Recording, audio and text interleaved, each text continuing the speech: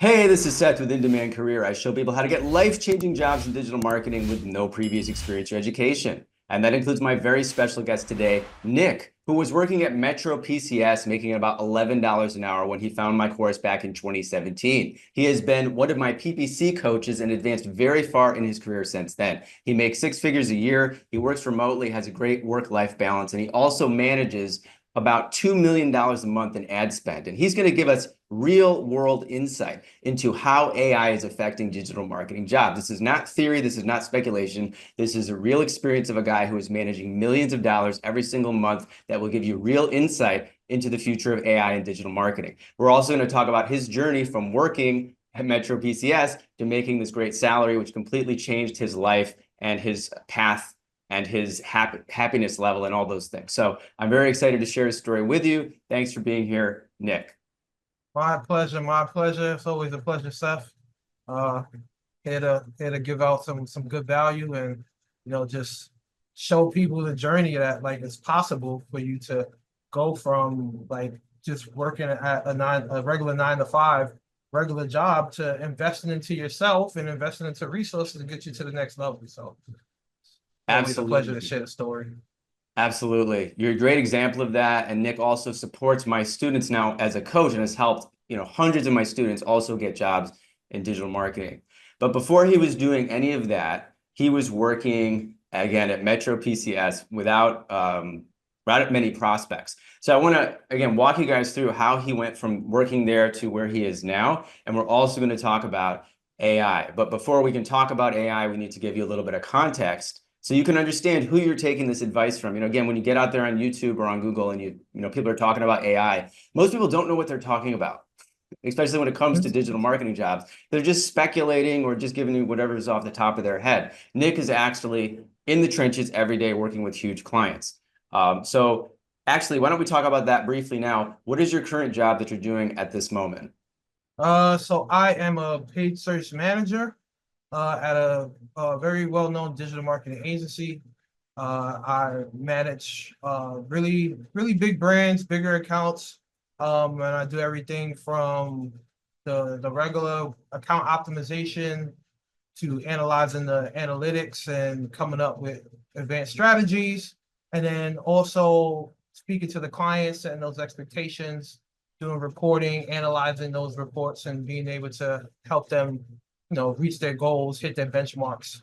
And also looking at the bigger picture of, how paid search not just affects the numbers in the platform, but how it affects their overall business and to get them where they are now, where they want to go. Seth had mentioned that, I wasn't always doing digital marketing. I definitely, 2017, I was working at Metro PCS. And I remember like it was yesterday. I've told the story a few times, but I'll try to say it a little bit faster. But um, I was working at Metro PCS. After I got off of work, I went to a party. This was younger me. And then when I came back, I was a little bit tipsy and I was like, all right, well, let me just go on YouTube to end my night. And Seth's channel came up and it started talking about digital marketing. And it was like, oh, you can go from, you don't need a college degree, you could do this and that. And me being skeptical of everything, I'm like, man, like, what is this? Like, there's no way like this could be real. But because I was tipsy, I was like, you know what? But it doesn't hurt for me to like, what can I lose? Like, if it's not real, then I'll be back where I am right now.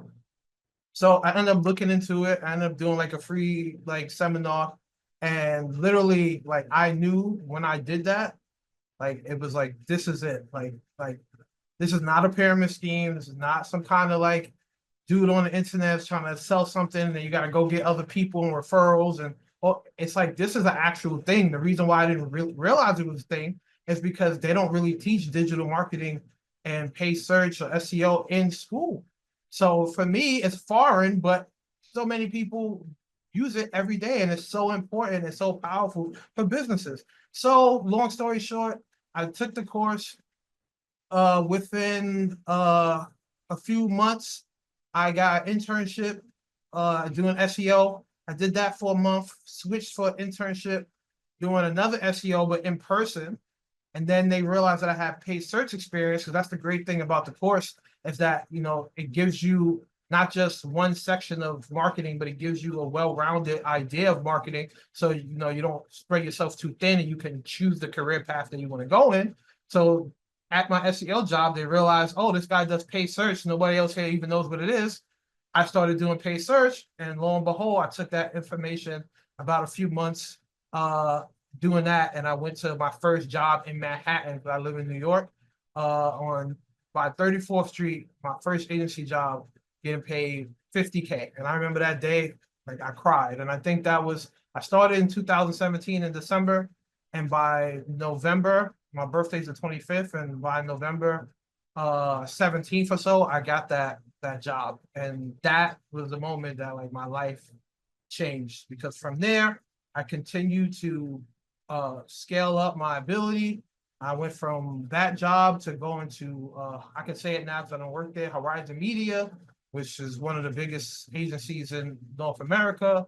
Learned a whole lot there, and then worked my way up from doing lead gen to e-commerce to B2B, paid search, YouTube, demand gen, remarketing, and shaping all of that to, get the skills and the values that I need to be able to go to that next level and continue to grow my career. But then it didn't stop there, because I always had a passion to help people.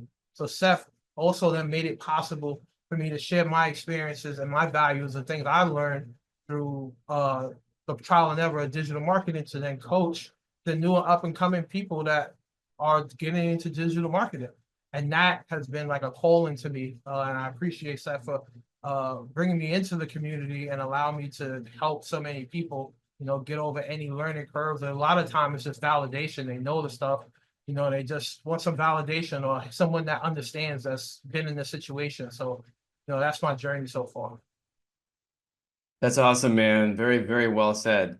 There's so much to unpack, and I was just curious, especially since you don't work there anymore. Are you at liberty to share some of the brands that you have worked with or are working with, or do you have like confidentiality NDAs where you can't mention that? I think I signed an NDA that I can't mention it even after I left, but it was some pretty well-known brands. I could probably say the niche that they're in, like really big healthcare brand, really big food chain, a few food chains, big diamond jewelry chain. And I've also worked within, like, doing ads for Netflix, like shows that was on Netflix before. So got to touch a lot of different niches, and also really good networking too. And that's another good thing about being a digital marketing professional, is if you're the person, if there's 15 CEOs in the room, and you're there and digital marketing, they could all talk to each other. But once they find out that you do marketing, you're the magnet that everyone wants to come to. And even when you work with some of these brands, you're not supposed to poach, the people that you work with from your agencies, but you still make big network. You still make a big network and a good relationship with these people that you're managing, and they add you on LinkedIn, and you never know what come from it. I've been invited out and ate and drank with some of my old clients, and they've given me opportunities like referrals and things of that nature. So, the networking is really good too. Yeah, guys. You've come so far, Nick. I think you're amazing. Everyone in my course, loves you as a coach.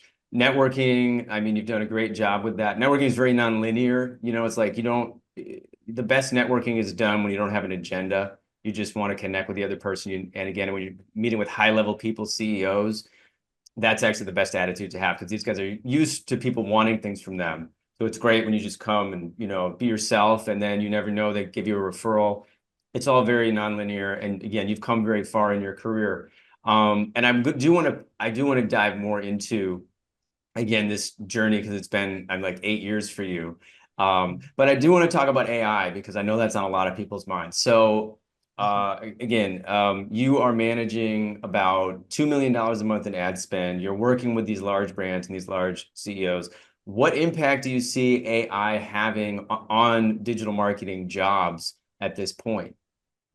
So I know there's a big scare, right? Like everyone feels like this AI stuff is amazing and it's too amazing, and it's gonna replace me in my position. Like what is the future for like my job and digital marketing in general? And this is other jobs as well, but I'm only gonna speak to digital marketing, like the fear, the excitement and the fear of marketing. And I'll say it like how one of my VPs at my job said it. And people, AI is not going to replace people in digital marketing. People that use AI is going to replace people that don't use AI in digital marketing. So AI is not a replacement. It's a tool and a resource to be able to do things more efficiently. I'm going to give you one big reason why AI is not going to replace digital marketers. Me working with these really big brands and talking to these CEOs and these vice presidents and directors of these companies, when they're dealing with such large money, they want a human being behind the wheel. They're not going to trust 500K a month in ad spend to an AI. Even if the AI could do it better, that's business owners want to deal with. They want to deal with someone that can relate. And then also part of working with a client is also a sales call. Like AI is just going to say, this is what you should do. This is what you should do. But so a human is going to actually make you feel comfortable and feel encouraged and set your expectations of, where your money is going and how it's going to get you to where you want to be in your career and for your job and for the future of your business. And yes, clients like the fact that, like, if you're on top of the game, like, hey, like, we use AI tools so that like we're very competitive in the space. So, you're in good hands, and any of your competitors that's not using AI tools for marketing will be able to allow you to use those AI tools through us, which will put you ahead of the game. But they still want to see a man behind it. If you guys are all familiar with the anime Gundam or any of things, like they're in robots, but there's always a person inside the robot. Power Rangers, they're robots, but there's always a person in it, and that is very, very important. Now I won't say that AI, like forget AI, don't use it. Lean into it. It works very, very well. I'll give you a few examples of things that I've used AI for in my job to help me get better results for the client. You can use AI for basic things like ideas for ad copy, and not just hey, write this ad copy for me and then generically put it. Like share, like, what's the tone? Like, give me the tone of this brand. Give me ideas of who the target audience of this brand is, and then write copy for that target audience. And you can both be using AI. You can ask it to make ad copy, and I can ask it to make ad copy, and mine will come out completely different because it's not about using AI, it's about how you use AI. It's still a skill in the person behind the prompts and the AI that you could get the most out of it.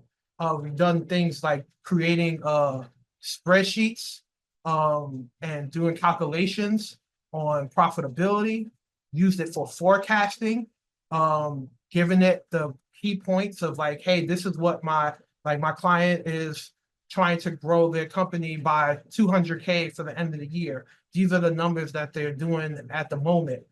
Give me a plan on how we could scale, and then give me, on top of how we could scale that budget, give me some possibilities of a best, better, and bestest of ideas on what we can present to the client. Things like that. And then you always want to vet it. You never want to just like use copy and paste what AI gives you, but it's a good idea starter. It's a good template creator that will save you time. I'm more useful in the field when I'm doing the things that make an impact rather than the tedious things. Like, it doesn't matter like who makes the template of the deck, right? As long as the template of the deck is made, I can start working my magic to then put it in a way so that we can present to the client so that, you know, we can get to from point A to point B. Nobody wins if I'm spending 4 or 5 hours just creating the template before I can even start putting in insights. But AI can help bridge that gap so that we could save less time on the tedious stuff and more time for things that make the most impact. Yeah.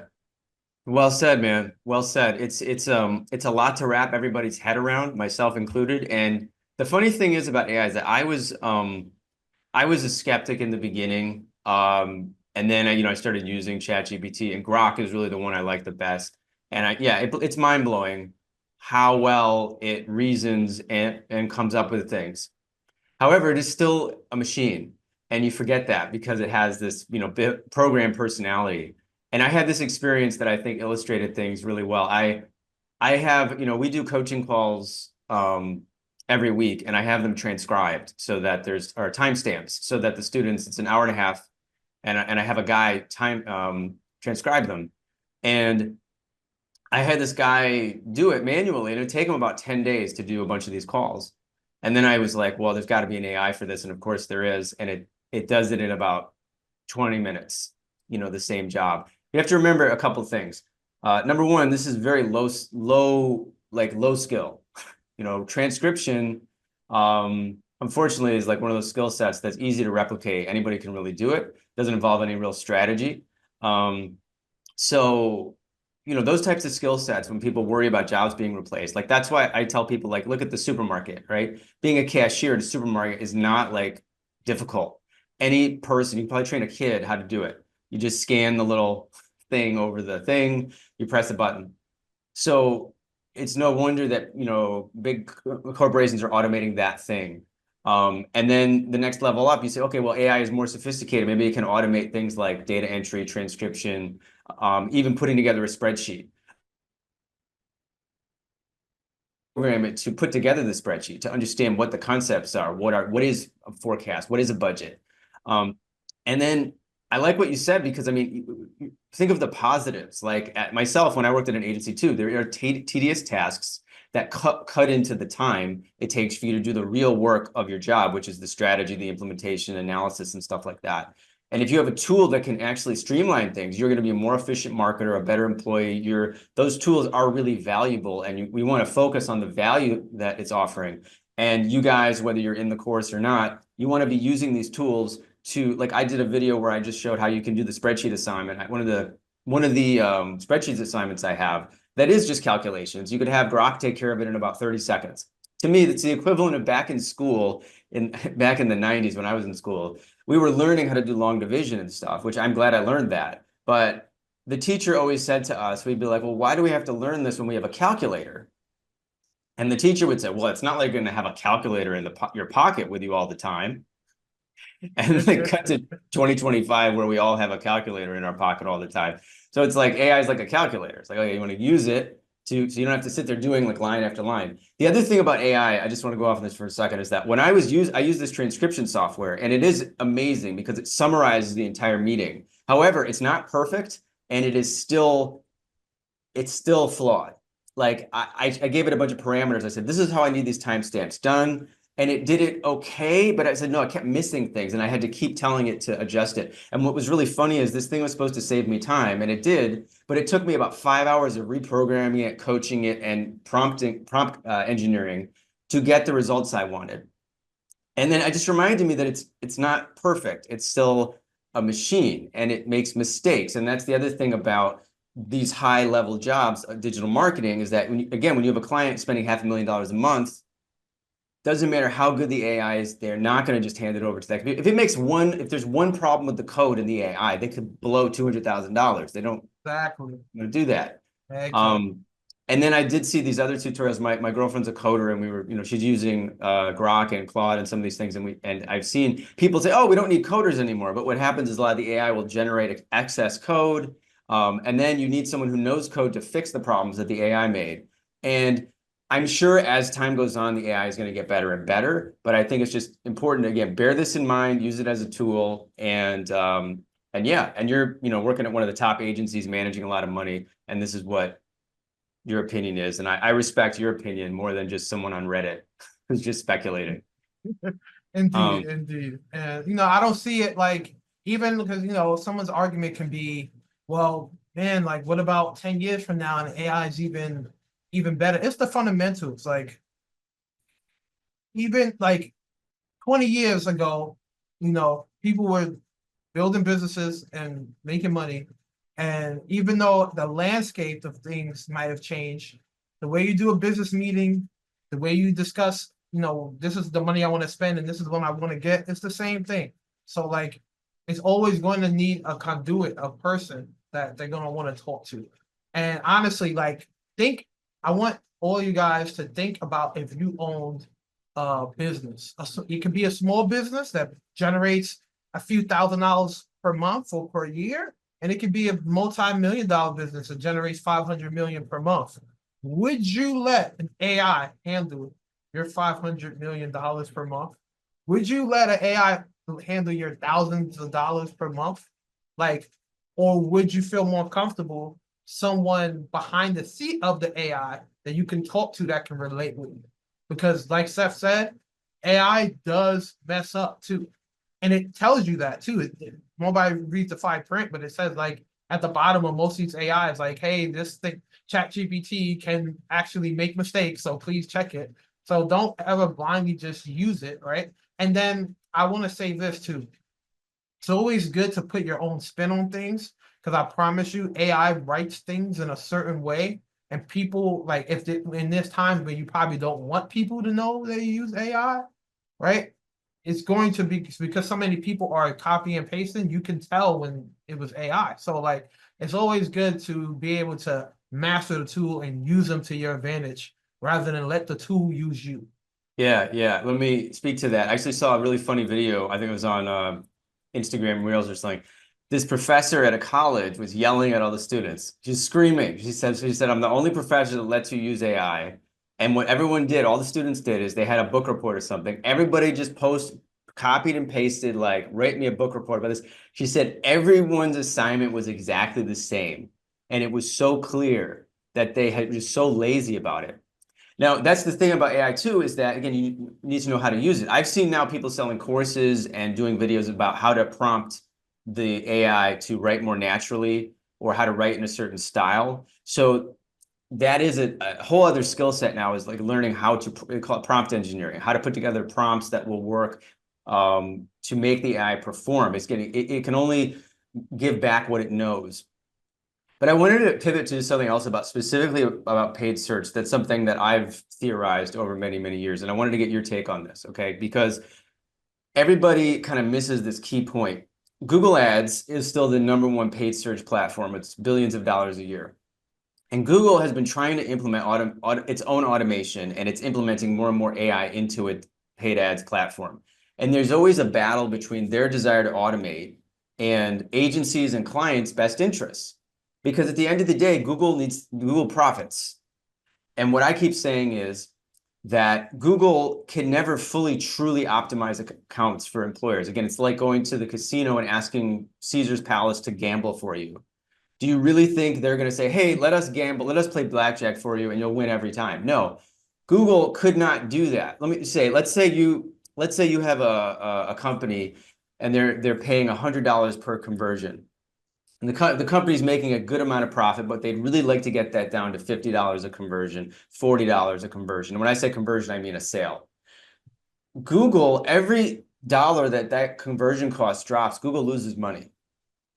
So if you're a really good PPC analyst like you are, and you can drop their lead cost or their sale cost from $100 to $20, you've saved the client a lot of money and made them a lot of money, but now Google's lost money. So do you really think Google, with its AI, really wants to truly optimize things for their advertisers?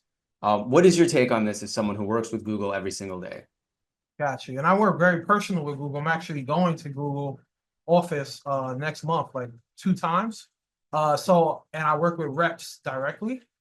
So yes, if like Google, when you talk to Google, they're there to help you, but they're also salespeople as well, because that's a part of their job. But you need to understand the dynamic of how it works. So they do have your best interest in mind, right? Because they do want to see you continue to do good on their platform.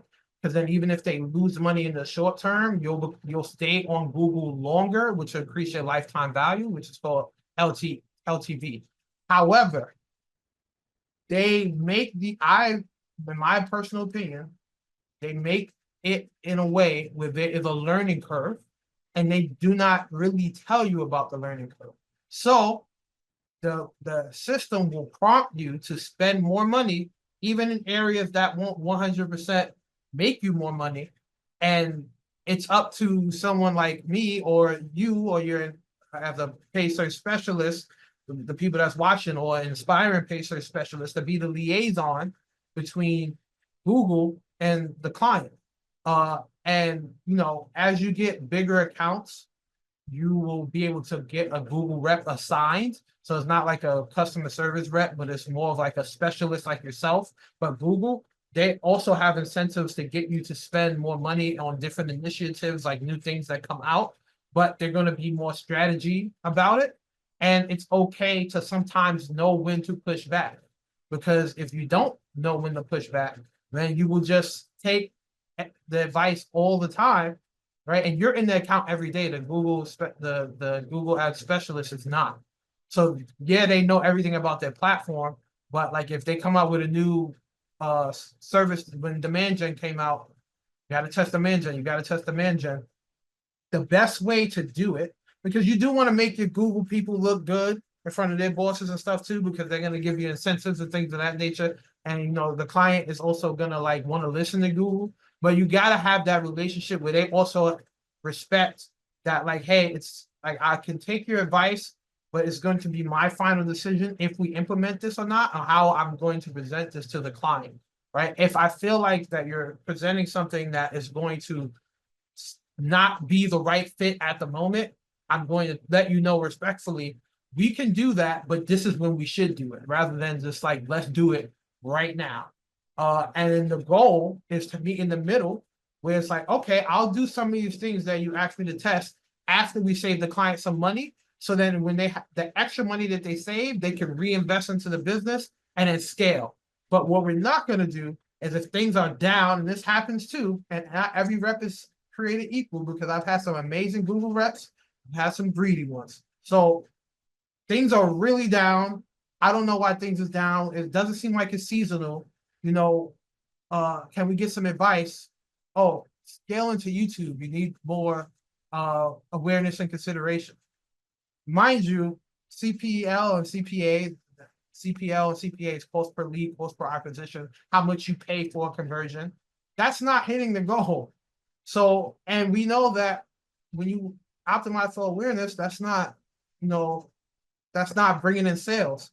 So Let me interrupt you just to explain to people, because not everybody I like it, because you're getting into we're geeking out on it here, just to kind of give you guys who don't know about digital marketing, just kind of explain.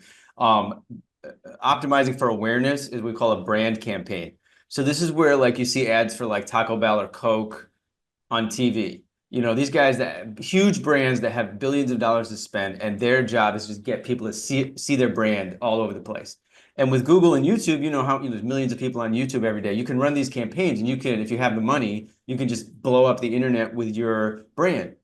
But it's not really, really inefficient for most companies, unless you're already like, again, a Coke or I can't even think of any big brand like Nike or something. Yeah, there you go. Yeah, And like McDonald's. the funny thing is, when you build a regular campaign that's like a search campaign, what a search campaign is, someone types in a keyword, and then you'll type in best sneakers in Nike, and then it'll pop up on your Google search, right? That you could put budget to that and get efficiency out of it. But if you make a YouTube campaign, it will literally spend anything that you set it to. Like a search campaign, it's only so much it can spend. You could set it to $5,000. That doesn't mean it could spend that, because someone has to actually search for what you're doing. But on YouTube, it's unlimited. The first day I could set it to 200K and it'll spend Right. 200K. Let So me just explain that to people. Sorry. I just want to explain it to people. You're locked in. I love it. What they're no saying problem, no is, problem. just so people don't know what Google Ads. The reason Google Ads is so successful and why I teach this course and why people get jobs is that when you search for something in the Google search box, you see all those ads that pop up. Those are the accounts that Nick is managing. And this is very efficient advertising because that person has typed in the thing they want.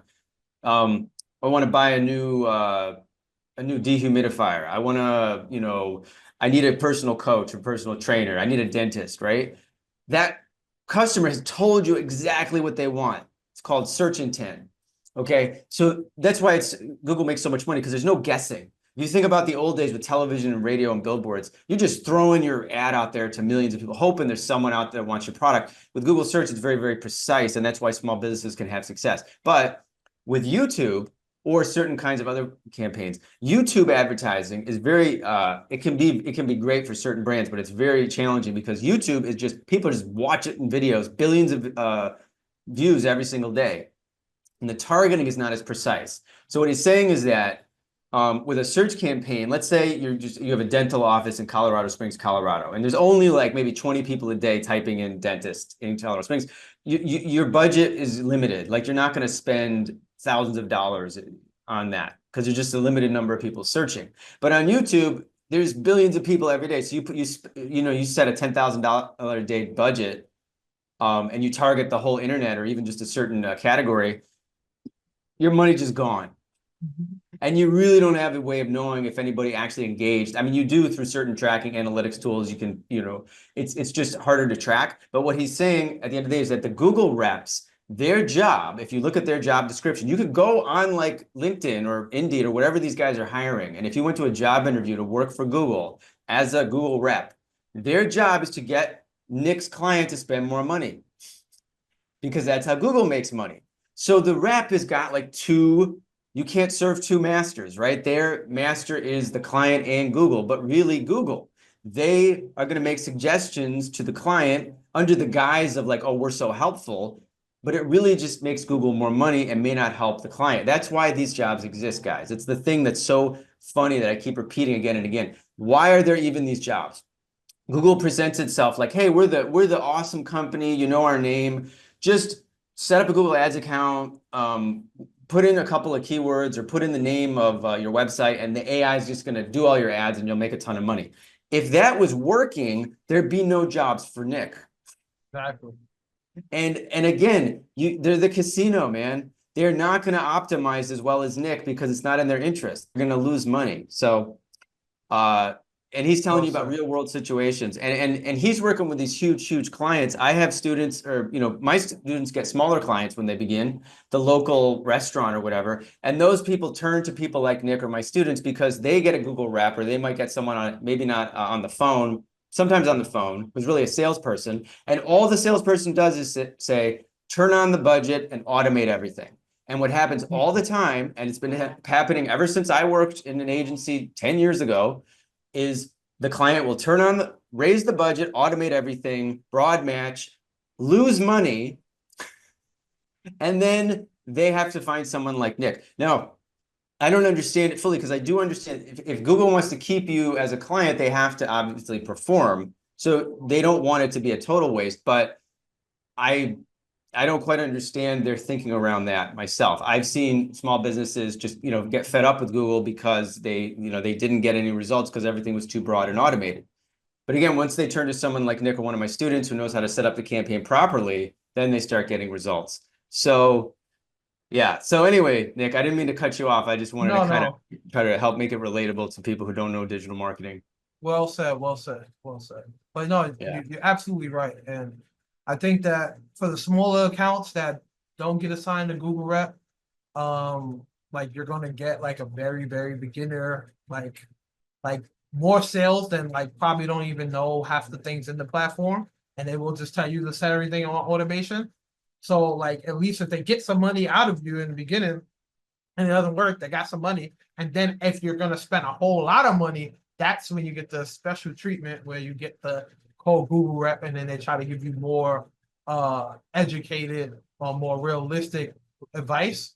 but you're always going to need a paid search specialist or a strategist like me or any of the other students to be that liaison, because we're a consultant. And guess what? Can't use AI for that. If you ask AI, hey, should I work with the Google rep? You know what AI is going to tell you? Yes, they work at Google. You're using the Google platform. You should listen to them.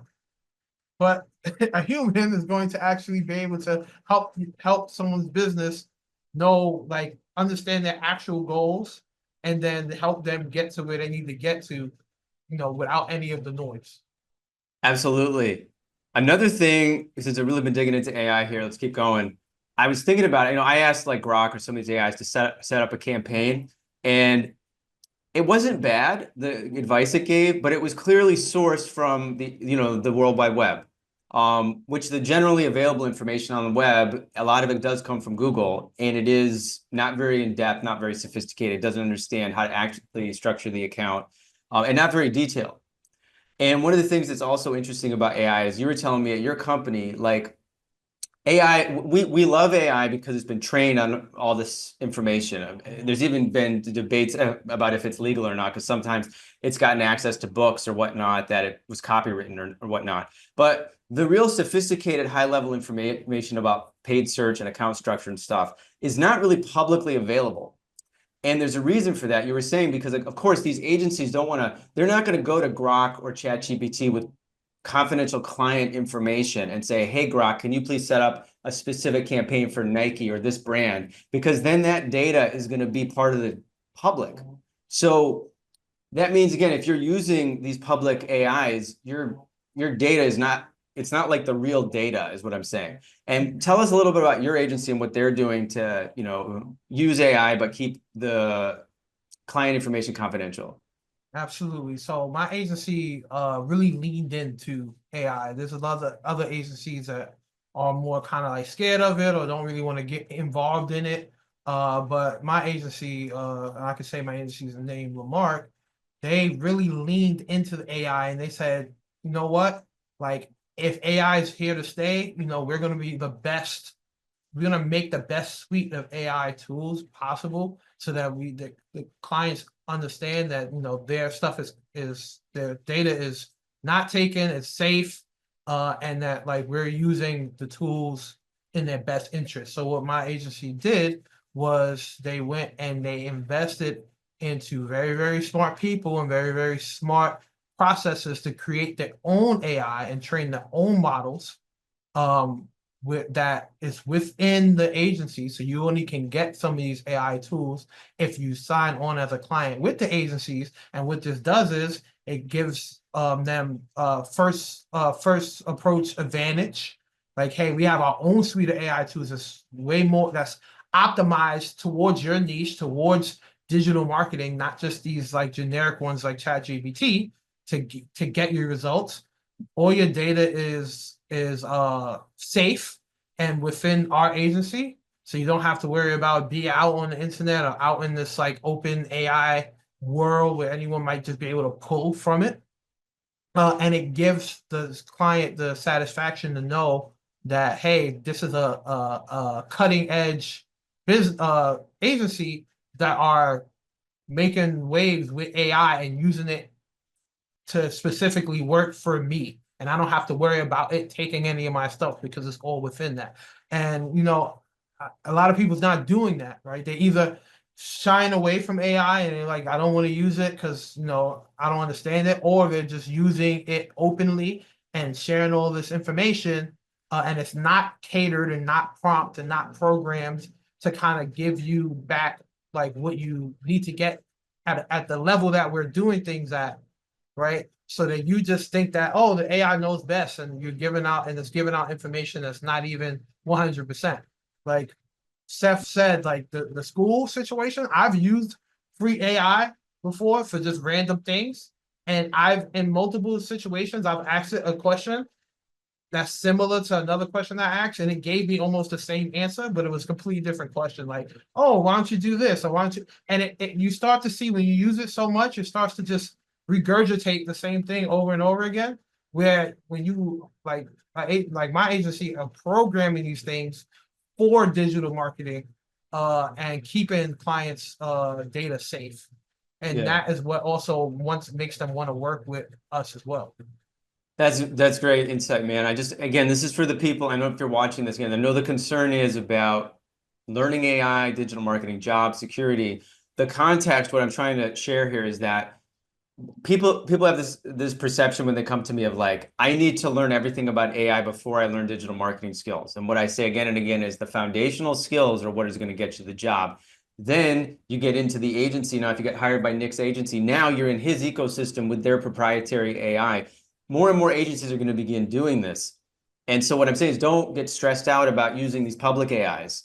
Learn how to use, what you should do is you learn how to generally use them, how to interface with them, how to prompt engineer. There is a process, like the more you use it, by the way, there's a thing about AI too, it's the most frictionless technology I've ever seen. It's designed for anybody.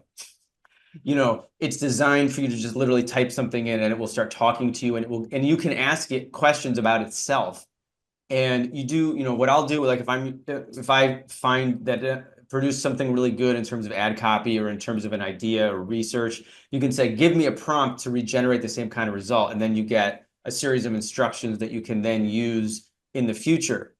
So that's sort of general AI like theory and application. And that is the thing you want in your job interview. You want to be like, I've used it for this, I've used it for that. I understand the general idea. It's just like when I tell you you need to be web or tech savvy when you walk into a job interview. You know how to set up an email account. You know how to surf the web, blah, blah, blah. Same thing with AI. But you don't have to get into the nitty gritty. You don't need to take 10,000 hour course on ChatGPT. Because again, you might get into like an agency like Nick's and they'll be like, hey, guess what? We don't even use ChatGPT anymore. Exactly. We use our own AI. And again, the thing is that AI, his agency's AI is being trained on real data. They have the freedom because now they have their own proprietary AI. They can feed it all the real data from their clients, which makes it much more powerful and effective. And again, with these public AI models, you're not getting that kind of insight when you type in your questions. So the point is, guys, like any other innovation in history, is that there's a period of excitement, there's a period of fear. But you need to just adapt to it. And don't try to predict it. Nobody knows exactly how this is going to pan out, which is why I tell you guys, get that entry-level job, get in the industry and see what people who are working on real accounts are doing. And that's how you get ahead. Definitely don't sit on the sidelines and wait and see what happens. Because you're going to be 10 years from now, there's going to be some other technology. And everyone's going to go, oh, what about the jobs now? You want to get on the court, on the playing field and start getting involved. That's my pep talk about that. And again, when it comes to Google, I just want to really reiterate this, guys. It doesn't matter if the AI becomes so advanced in 10 years that you could literally click a button and it could optimize every single campaign. Google cannot afford to do that. It is just not feasible. They will lose all their money. They have to keep the advertisers playing this game.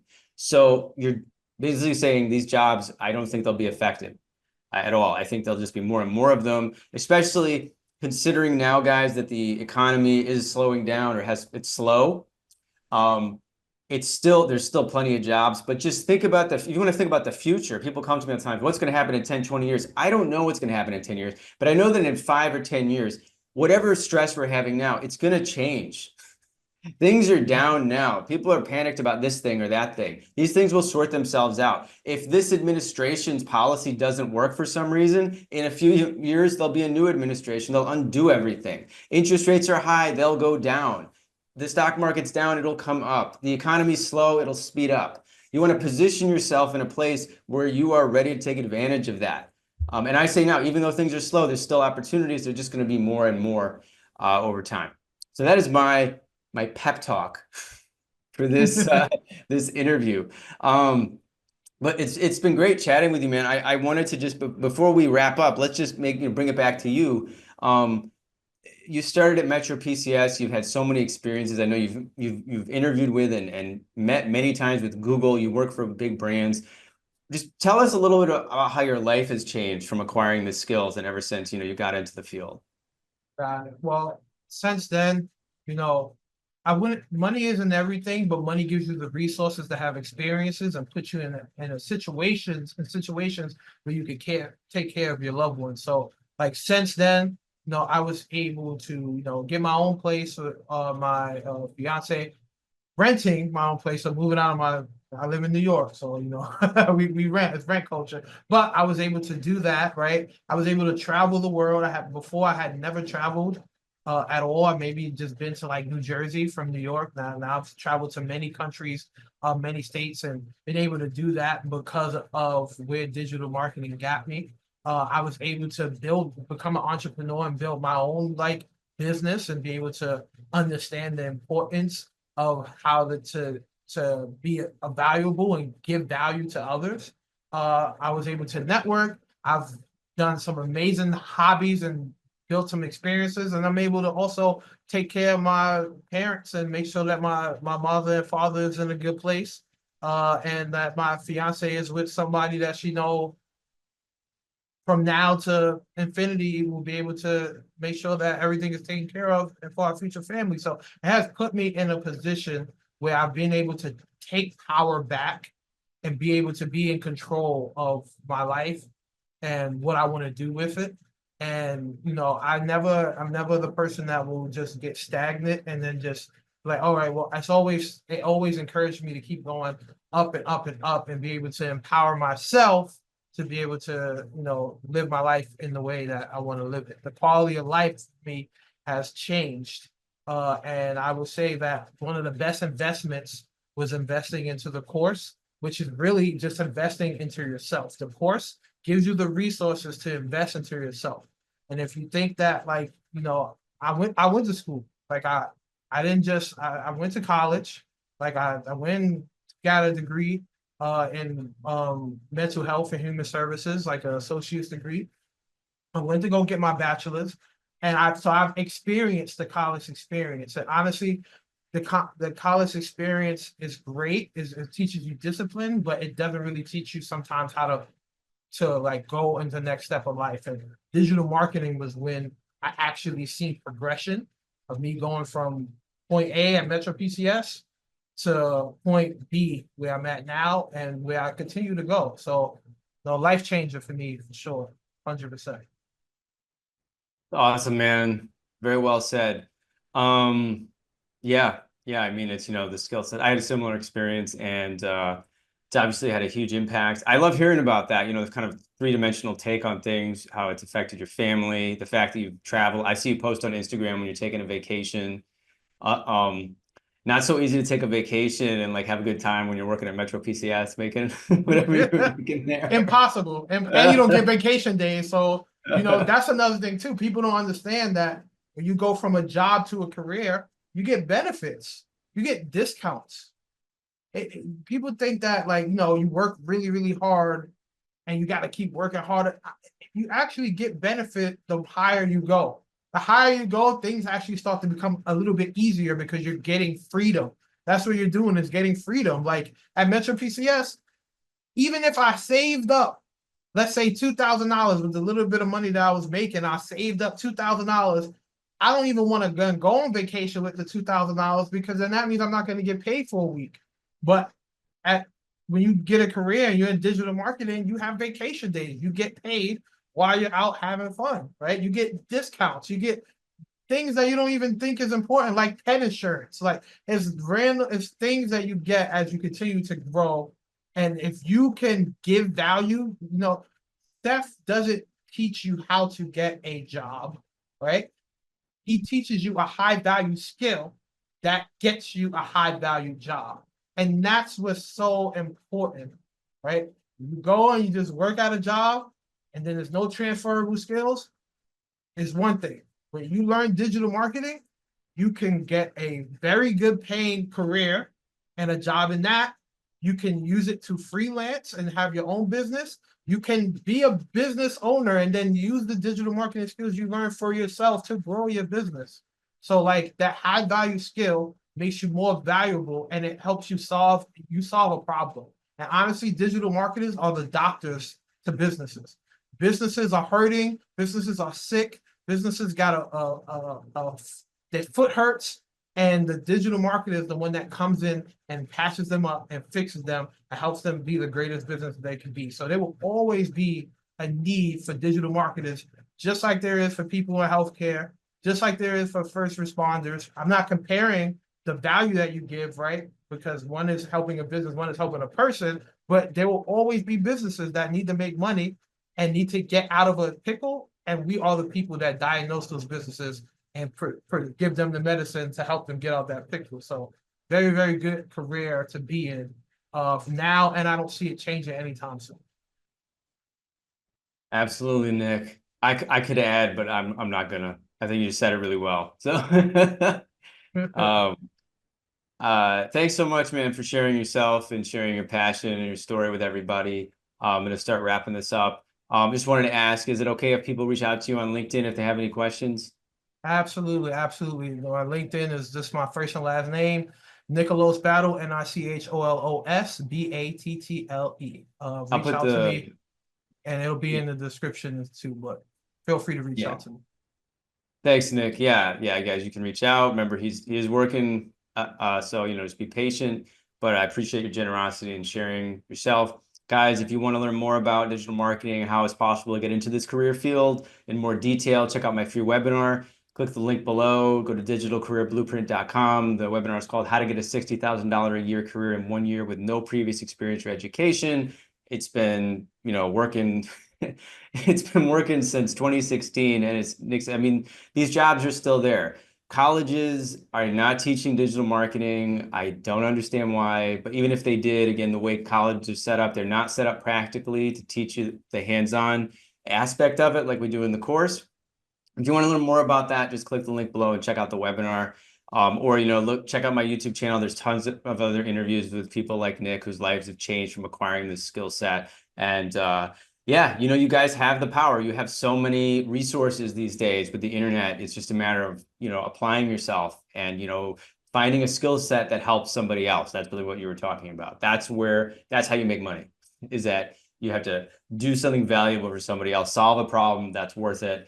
And digital marketing, as you said, it's a huge problem for people. Businesses need to reach customers. You help them do that. And if you can do that, you'll get paid.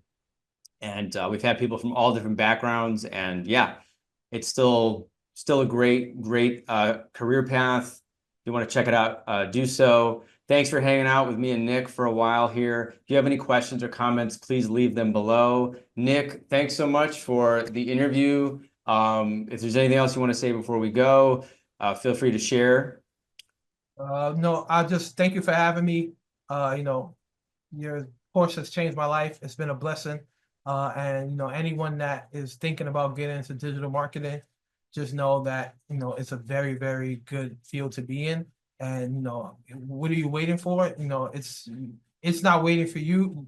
You're not waiting for it. It's waiting for you. So just jump in, and change your life for sure. Awesome, Nick. Thanks so much. All right, buddy. Well, we'll talk soon. Thanks for hanging out with us, guys, and we'll see you in the next video. Bye.